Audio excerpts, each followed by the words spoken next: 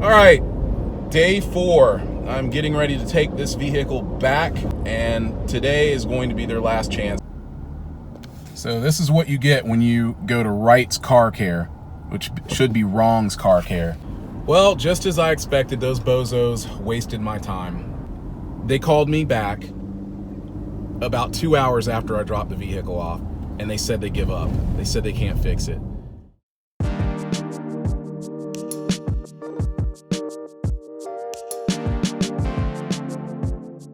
As promised, this is the final installment in the Misfire Mystery Series. I want to thank all of you who have been watching these videos, and it is my hope that they have or will help you with any issues you may face with your Ford or Lincoln V6 EcoBoost vehicle.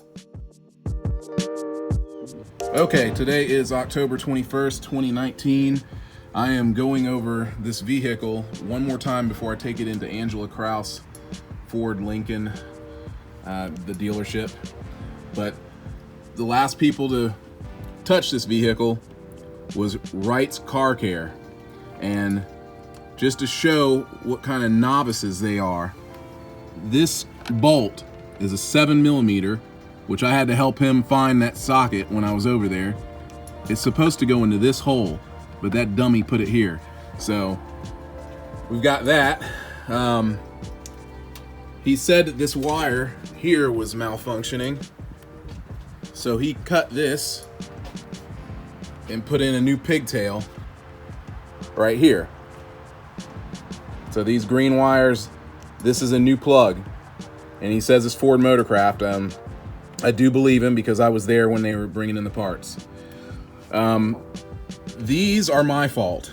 I broke these red clips that go in here, and I went by the Ford dealership and they told me that I was more than likely going to have to get those clips put on there again, because the guy was criticizing how he could just put his finger there and push this one off. And I can't argue with him. It does not look very snug at all.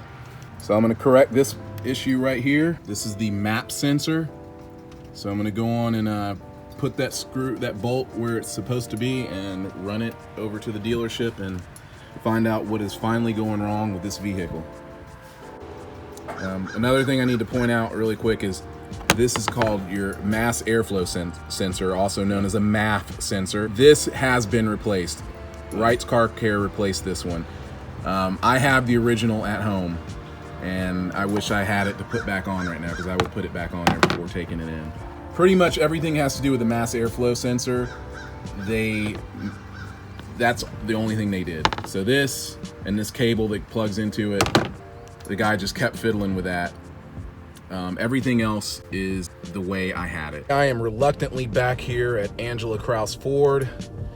The odometer reading right now is 88,412 miles on the nose. Hopefully these guys will tell me what is wrong with this vehicle and it will be the truth.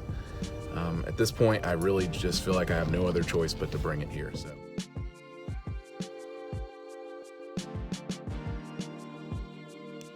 Okay, so I finally have the Navigator back.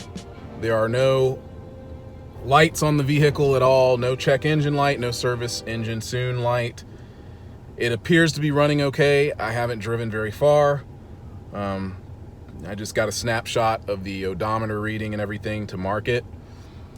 We'll see what they're going to do from here, but right now, while the vehicle is running properly and I can get rid of it with a clear conscience, I am going to take a shot at getting rid of this vehicle and move on to something else, because I have no one to turn to help me work on this vehicle. They were so nasty there when I was picking it up. Like, I could not believe how they acted, you know, like I'm doing something to hurt them and they're just collecting all this money for nothing. It cost me $590 to get it fixed. Doesn't look like they did much. I think they flashed it and they just didn't want to tell me. But what's done is done. All right, here we are. This is the recap after getting it back from the Lincoln dealership again. Yes, I know it is dirty. I need to clean it, and I will. All right. Right now, the vehicle is driving really, really well, and I don't think I'm speaking too soon because so much has been done, so much has been tested, and basically the only thing that's been done at the dealer, I believe they changed this part right here. They did. They put in, this is a replacement, mass airflow. I did not double check this, but I don't think I need to. It's obvious that's the original MAP sensor. So manifold absolute pressure sensor is still there. Yes, it is supposed to have one bolt and one bolt only. People keep mistaking that. I see other videos where people don't realize that. That is the way Ford did it. And I verified that with Ford and Lincoln. So, but yeah, that's it. I guess I could put the beauty cover back on, but I'm going to wait to do that. And you may say, what is the beauty cover? Well, just for the sake of this video, this is the beauty cover right here. All right, but I'm not putting it back on right now. I got stuff to do, and I just think it would be too soon. I'm gonna give it at least a week before I put it back on. I just wanted to give an update from the Lincoln Navigator here, just to let you know that it's been 1 week since I got it back from the dealership, and everything appears to be going quite well, knock on wood. 89,460 miles right now. Everything's back. The car has more power than ever. It even fishtails a lot now. The ground is a little bit wet, which it didn't do before. But more than anything, I noticed I have an increase in power. My fuel economy is actually better than usual. It's holding at an average of 18.5 miles per gallon, which is, well, I mean, I'm telling you, this is a lot better than what it was doing before. I would say I was probably averaging ultimately right around 16 miles per gallon, somewhere around there. But it seems to really be holding strong, you know, in the 18 miles per gallon zone. So that's good. Not much of anything else to report. Lincoln, I made a phone call to corporate headquarters, and they were kind enough to oversee the project, or oversee the repairs on the vehicle, and just make sure everything was going well. You know what? I don't want to speak too soon, but let me just leave it like this.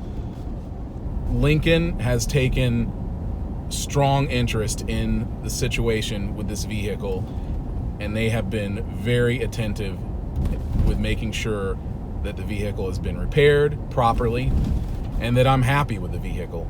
And that means a lot, because, you know, I was saying a lot of crazy stuff, and you know how they say never, but I had pretty much sworn that I wouldn't buy another Lincoln because of what, you know, started to transpire with this thing. It just really started to irritate me.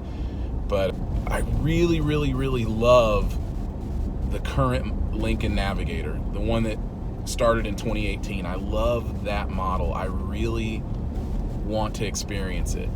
So who knows?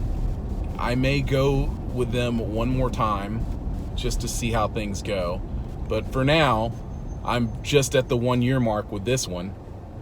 So I just need to go on and see where things go over the next year. Hopefully the next year will be stress-free and not bring me another issue like this again.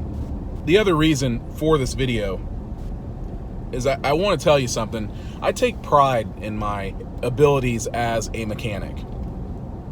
When I started learning how to work on cars, and at the age of 14, which was a long time ago, believe me, you know. So when I started working on cars 32 years ago, things were different. Let's just put it that way. Things were so different. You had a part that would malfunction. There would be symptoms from that malfunction. You replaced the part, you were good to go. There was nothing left to do. Today, being an auto mechanic is also like being in IT. So while you may go and get those parts, and they may be genuine Ford parts, which I believe I got my hands on, there's still programming involved. And I don't have a Ford Motorcraft computer. You know, I don't have the system that's linked to them, and I don't have their tools. They have tools and software that I don't have access to. Let's just put it that way. And because of that, here's where I'm at. If I have a problem with a vehicle that I can't fix, I'm going to take it to the dealership. I know there's going to be some people out there who say, are you crazy? What the hell are you talking about? And, I'll probably get some negative comments on that. But listen, if there's anybody who is not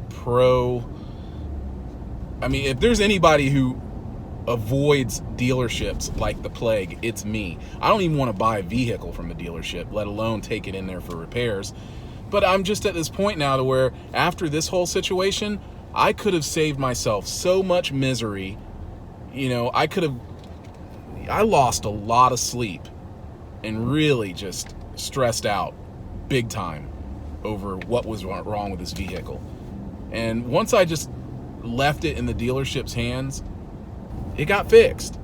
So while it may be ultimately more expensive, which it is, I just think with the way technology is going with these cars, we have no choice but to take them to someone who is at least certified, like a certified mechanic that can handle anything that comes with these vehicles. You can't take it to someone who says, oh, I know what your problem is, I'll fix it. And then when they can't fix it, you get ripped off because you've been leaving your vehicle there, or you left your vehicle there with them, or gave them X amount of hours to get the job right, and they don't get it right, like the situation that I got in, which I will never let happen to me again. I can guarantee you that. That's one reason why I will take it to a dealer, because you can hold them accountable. You can hold a dealership accountable and say, listen, if you don't get this right, I'm calling corporate. You can call corporate just from the get-go, like I did. You just say, listen, I've got a problem. It's important that I have a vehicle that I can rely on. Doesn't matter what type of work you're in. You need a vehicle that you can count on, period, right? So you call them and you say, if I continue to have these issues, I'm going to look elsewhere when it's time for me to get my next car.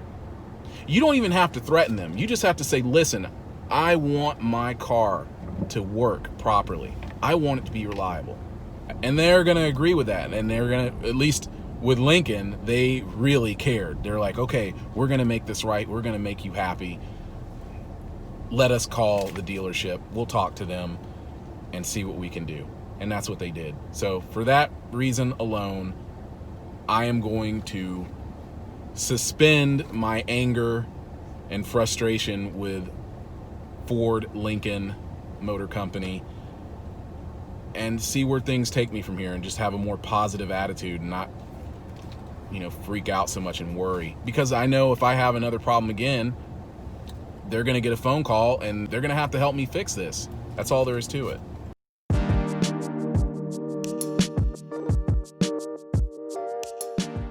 This is the final invoice from that particular dealership that fixed my Navigator, with pertinent but not personal information. As you can see, they claim that both the map sensor and the TCBP sensors were the culprits. I still believe they did a firmware upgrade of some kind, because corporate headquarters did say that that was a possible solution.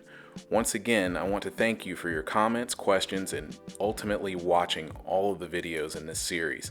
Please like and subscribe if you find the content helpful. Thank you again.